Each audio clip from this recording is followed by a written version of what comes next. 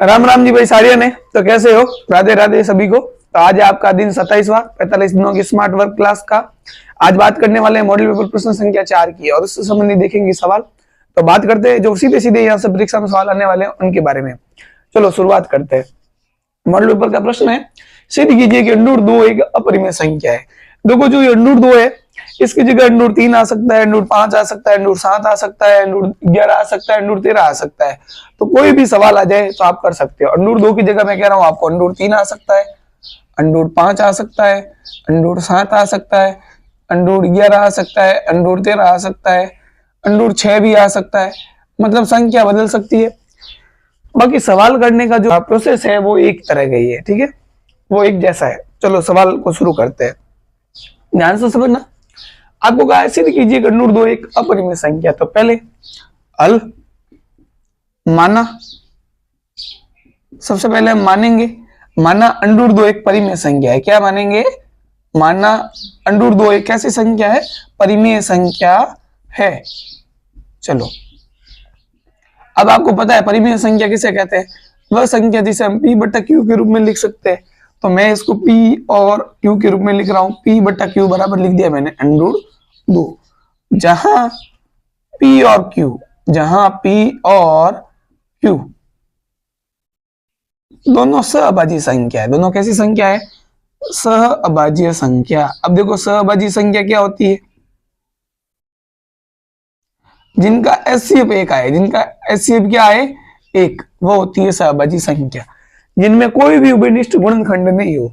जैसे मैंने लिया 6 और 4, तो आप देखोगे 6 के टुकड़े होते हैं 2 इंटू 3, इसके टुकड़े होते हैं 2 इंटू 2, तो दोनों में कॉमन 2 आ रहे हैं, मतलब ये सहअभाज्य संख्या नहीं है। जैसे मैंने उदाहरण लिए 6 और 5, तो इसके टुकड़े 2 इंटू 3, इसके टुकड़े 5 इंटू 1, तो इसमें कोई भी उभयनिष्ठ गुणनखंड नहीं आ रहा है। तो ये दोनों सहअभाज्य संख्या है। दोनों कैसी संख्या है? सहअभाज्य संख्या है। चलो तो हमने मान लिया कि दोनों कैसी संख्या है? सहअभाज्य संख्या है। चलो अब करूंगा, बट्टे में इसके लगा दिया 1। अब करना है वज्र गुणा। क्या करना है? वज्र गुणा। p को 1 से गुणा किया तो p स्क्वायर, अंडूर 2 को q से गुणा किया तो अंडूर 2q।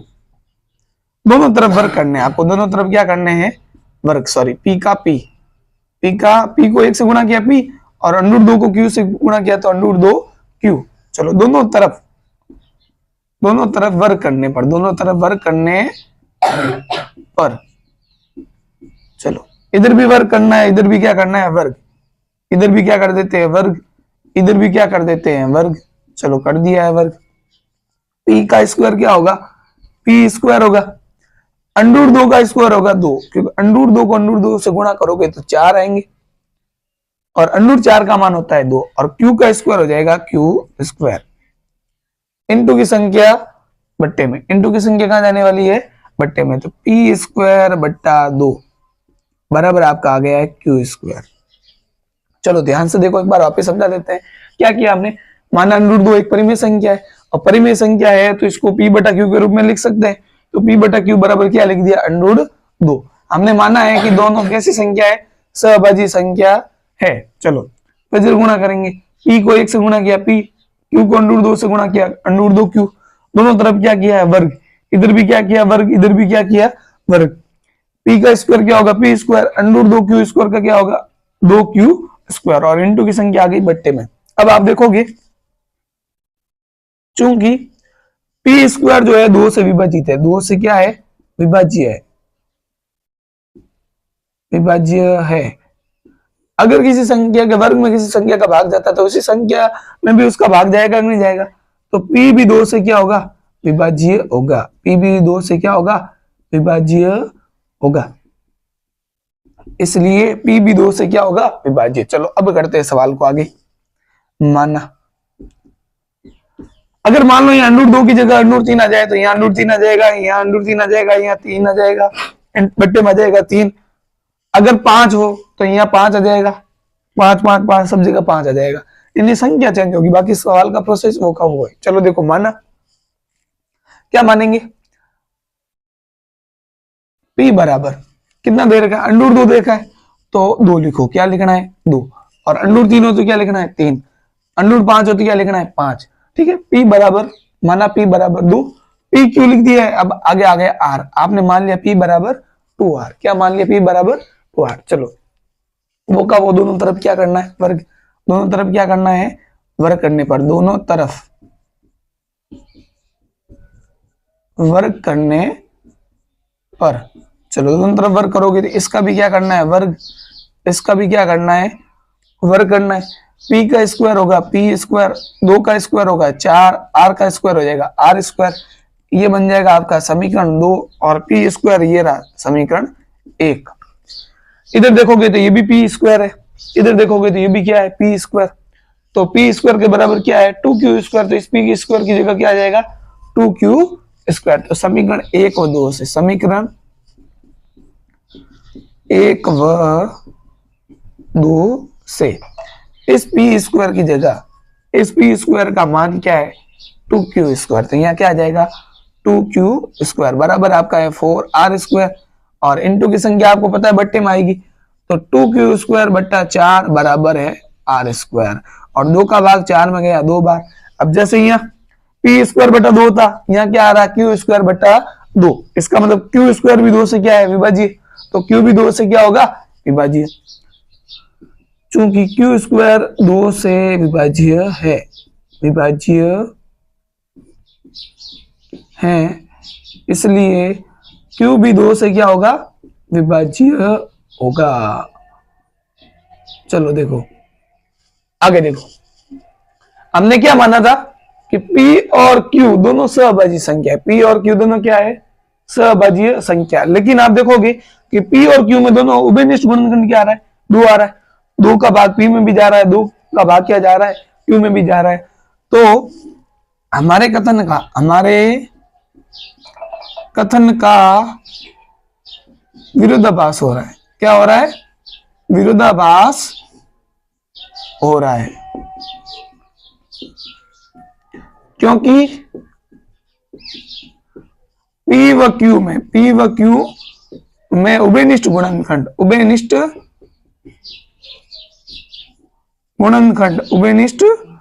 गुणनखंड 2 है। क्या आ रहा है? 2, क्योंकि 2 का भाग P में भी जा रहा है और 2 का भाग किस में जा रहा है? Q में भी जा रहा है। अतः आपकी अंडूर 2 जो है, अतः अंडूर 2 एक अपरिमेय संख्या है। कैसी संख्या है? अपरिमेय संख्या है। चलो आप कहीं पर भी जाओगे इस सवाल का प्रोसेस एक ही है, कहीं भी पढ़ोगे इस सवाल के करने की विधि एक जैसी है, और ये आपको पढ़नी होगी। अगर आपको नंबर लाने हैं, सवाल को सही करना है, तो ये सवाल पढ़ने ही पड़ेगा। आप किसी भी टीचर के पास जाओगे, सबका कराने का तरीका यही है। ठीक है, चलो लेते हैं अगला सवाल। अपरिमेय को सिद्ध करने वाले सवालों के 2 तरीके हैं। एक तो मैंने बताया कि इस तरह के सवाल है, पिछले सवाल मॉडल पेपर में आया हुआ है, और एक इस तरह का सवाल जो आपके जोड़ में हो सकता है, बाकी में हो सकता है, गुणा में हो सकता है और भाग में हो सकता है। तो उन सवालों को कैसे सिद्ध करते हैं? देखो, पिछले सवाल को करने का एक तरीका अलग था, इन सवालों को करने का तरीका अलग है। इन वालों का तरीका करने का तरीका जो है वो थोड़ा सरल है। तो आइए शुरुआत करते हैं। माना सबसे पहले जो संख्या दे रही है उसको माना 5 माइनस √3 एक परिमेय संख्या है। कैसी संख्या है? परिमेय संख्या है। चलो अब परिमेय संख्या मान ली, इसका मतलब p बटा q के रूप में लिख सकते हैं। p बटा q के बराबर लिख सकते हैं, यानी 5 माइनस √3। देखो आपको कुछ नहीं करना है। इस तरह का अगर कोई भी सवाल आए, भले वो जोड़ में आए, बाकी में आए, गुणा में आए, भाग में आए, आपको जो रूट वाली संख्या है उसको अलग करना है, उसको क्या रखना है? अकेला करना है। बाकी जो भी संख्या है उसको उधर भेज दो।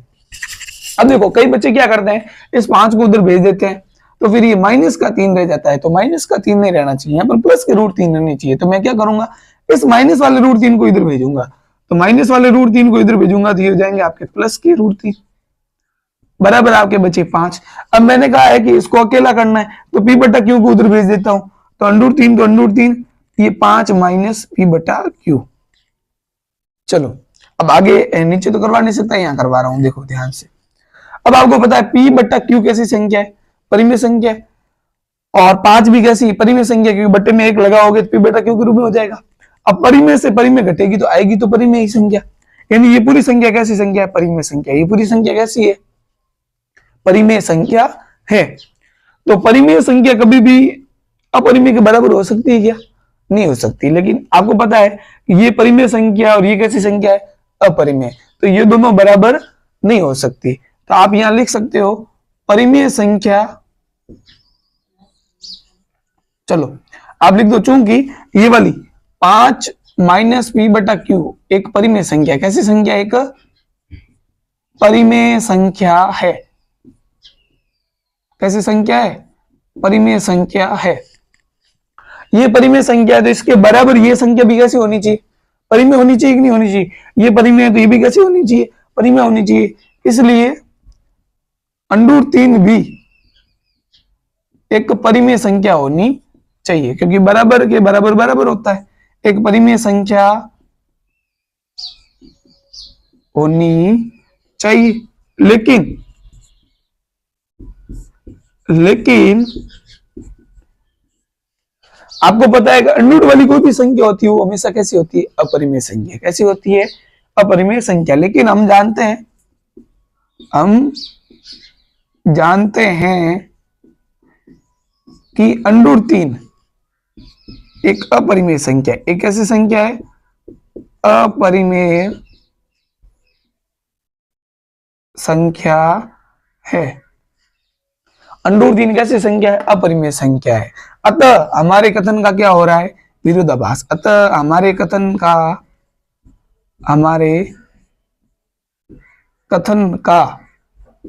विरोधाभास हो रहा है। क्या हो रहा है? विरोधाभास हो रहा है। अतः ये वाली संख्या जो कैसी है? अपरिमेय संख्या है। अतः 5 माइनस √3 एक अपरिमेय संख्या है। कैसी संख्या है? अपरिमेय संख्या है। चलो जल्दी से इसको नोट करो। चलो देखो आगे आपके पास में अगला सवाल जो परीक्षा में सीधा सीधा आने वाला है। संख्या 6, 72 और 120 का HCF LCM ज्ञात करना है। तो देखो कैसे करेंगे इस सवाल को। पहले तो आपको 3 संख्या दे रखी है। पहली है 6, दूसरी है 72, तीसरी है आपकी 120। इनके करने अभाज्य गुणनखंड। इनके क्या करने? अभाज्य गुणनखंड। तो आपको पता है 2 के टुकड़े 6 के टुकड़े होते हैं 2 × 3। कितने होते हैं? 2 × 3। चलो 72 के टुकड़े करते हैं। 72 में 2 का भाग दोगे तो आपका आएगा 36। 36 में 2 का भाग दोगे तो आएगा 18। 18 में 2 का भाग दोगे तो आएगा 9। और 9 में 3 का भाग जाएगा 3 बार। 3 में 3 का भाग जाएगा 1 बार। चलो फिर टुकड़े करने आपको 120 के। 120 में 2 का भाग दोगे तो 60 आएगा। 60 में 2 का भाग दोगे तो 30 आएगा। 2 का भाग 30 में दोगे तो 15 आएगा। 15 में 3 का भाग 5 बार और 5 में 5 का भाग 1 बार। यानी आप देखोगे कि 2 की घात आ रही है 72 में 3। 2 कितनी बार आ रहा है? कि 3 बार आ रहा है। और 3 कितनी बार आ रहा है? कि 3 आ रहा है 2 बार। चलो इसी तरह 120 में भी 2 की घात कितनी आ रही है? 3 आ रही है। इंटू 3 कितनी बार आ रहा है? 1 बार आ रहा है। और 5 कितनी बार आ रहा है? 1 बार। आपको ज्ञात करना है HCF और LCM। क्या ज्ञात करना है? HCF और LCM, हाईएस्ट कॉमन फैक्टर। इनमें से देखना आपको HCF मतलब जो तीनों में हो और कॉमन हो। HCF मतलब तीनों में हो और क्या हो? कॉमन। तो आप देखो चलो तीनों में होना चाहिए और कॉमन होना चाहिए। चलो यहाँ पर भी 2 है, यहाँ पर भी 2 है और यहाँ पर भी 2 है। चलो इसका मतलब 2 तो आएगा ही। लेकिन यहाँ देखो 2 की घात कितनी है? 3। यहाँ 2 की घात कितनी है? 3। और यहाँ 2 की घात कितनी है? 1। तो सबसे छोटी घात HCF हमेशा क्या आएगी? सबसे छोटी घात। तो 2 तो तीनों जगह है लेकिन सबसे छोटी घात कहाँ है? यहाँ पर। तो 2 की घात क्या आएगी? 1 इंटू। चलो और देखते आगे। यहाँ पर भी 3 है, यहाँ पर भी 3 है, यहाँ पर भी 3 है और छोटी घात यहाँ है 1 है 1 बार। तो यहाँ आ जाएगी 3 की घात 1। और कोई कॉमन आ रहा है? नहीं आ रहा है। यहाँ 5 है तो यहाँ 5 नहीं है। यानी HCF क्या होगा आपकी? 2 की घात 1 यानी 2, 3 की घात 1 यानी 3 और 3 इंटू 2 कितना होता है? 6। यानी HCF आपका आया 6। HCF आपका क्या आया है? 6। अब ज्ञात करते हैं LCM। क्या ज्ञात करते हैं? LCM। देखो LCM क्या होगा? LCM होगा बड़ी घात। LCM क्या होगा? बड़ी घात। HCF होगा छोटी घात, LCM क्या होगा?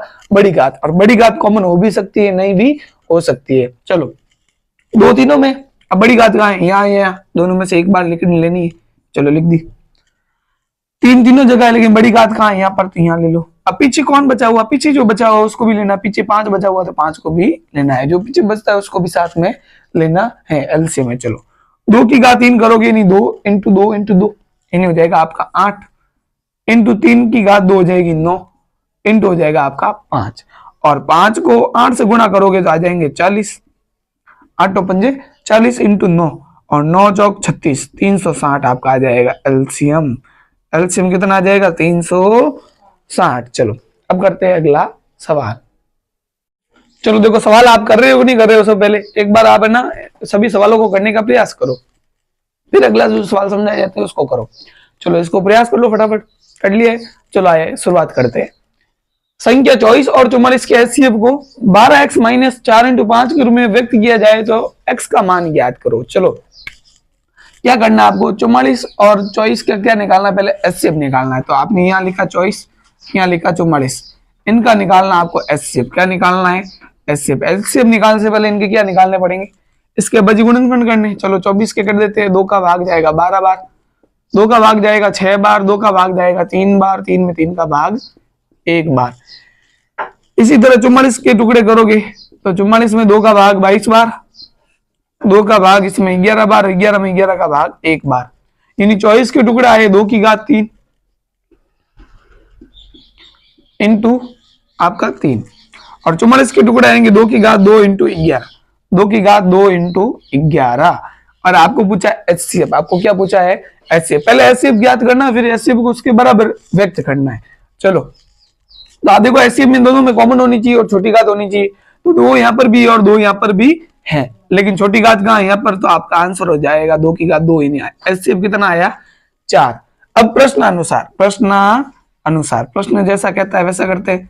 प्रश्न अनुसार कह रहा है कि एचसीएफ को 12x माइनस 4 इंटू 5 के रूप में व्यक्त करे, तो 12x माइनस 4 इंटू 5 बराबर एचसीएफ कितना आया है 4, इसको व्यक्त कर दिया, बराबर व्यक्त कर दिया। चलो 12x का 12x 4 को 5 से गुणा करोगे तो आपका जाएगा 20, बराबर आपका जाएगा 4, और आपको पता है माइनस के 20 उधर जाएंगे तो प्लस में 12x बराबर 4 तो इधर है, प्लस के कितना आगे 20 आ गए, ये माइनस की संख्या इधर आई तो प्लस की। चलो इन दोनों को जोड़ोगे तो 20 और 4 हो जाएंगे आपके 24, और इंटू की संख्या भाग में जाएगी तो x बराबर आ जाएगा 24/12, और भाग दोगे 12 का 24 में तो आंसर कितना आएगा 2 आएगा, कितना आएगा 2। चलो हो गया है सवाल, फिर करते हैं अगला सवाल, जल्दी से स्क्रीनशॉट लो।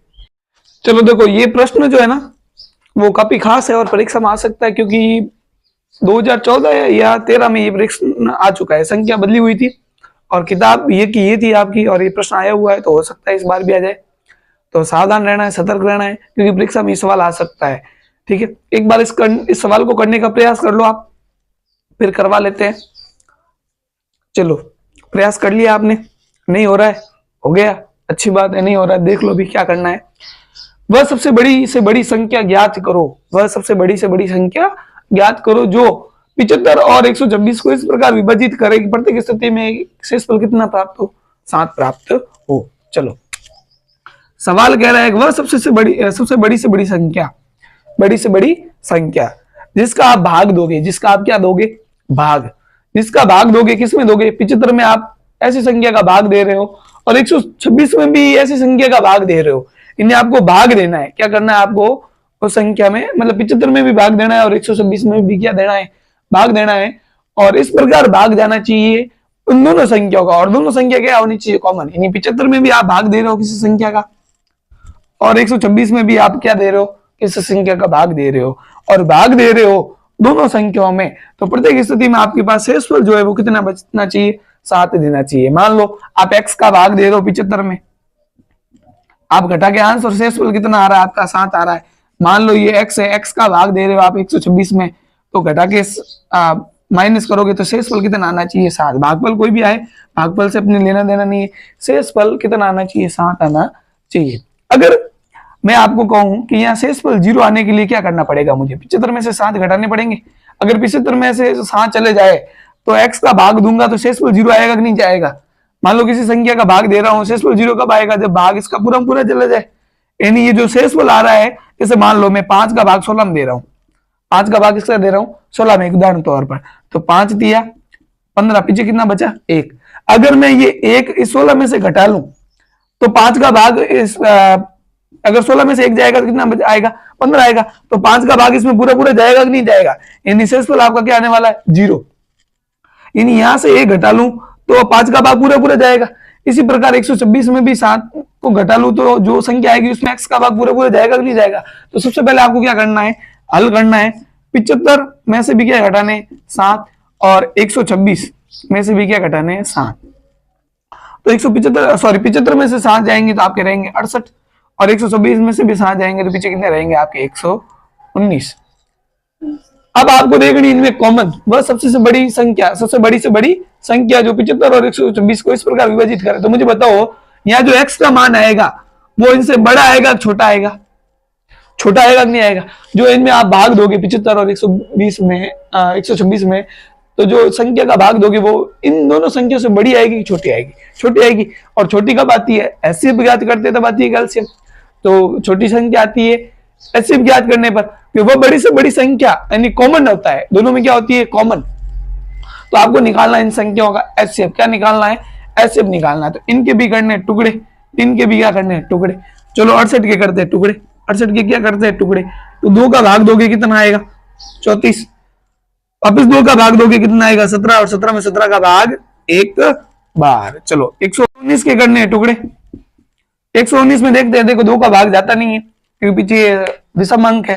3 का भाग जाता है कि नहीं जाता, देखो 9 और 1 10, 10 और 1 हो गया 11, 11 में 3 का भाग जाता है नहीं, तो इसमें भी 3 का भाग नहीं जाएगा। चलो 5 कब जाता है जब 0 होता है और या फिर 5 होता है तो 5 का भाग जाता है, 5 का भाग भी इसमें जाएगा नहीं। चलो 7 का भाग देते हैं, 7 एकम 7 और 7 का भाग 11 में 1 बार गया, पीछे बचे 4, 4 और 9 हो गए 49, 7 का भाग 49 में गया 7 बार, 7 और 7 49 और 17 में 17 का भाग 1 बार। चलो यानी 119 के टुकड़े आ गए 7 इंटू 17 कितना आया 7 इंटू 17। आपको निकालना एचसीएफ, क्या निकालना है एचसीएफ, यानी वह सबसे बड़ी संख्या जिनमें इन दोनों में क्या हो विनिष्ट।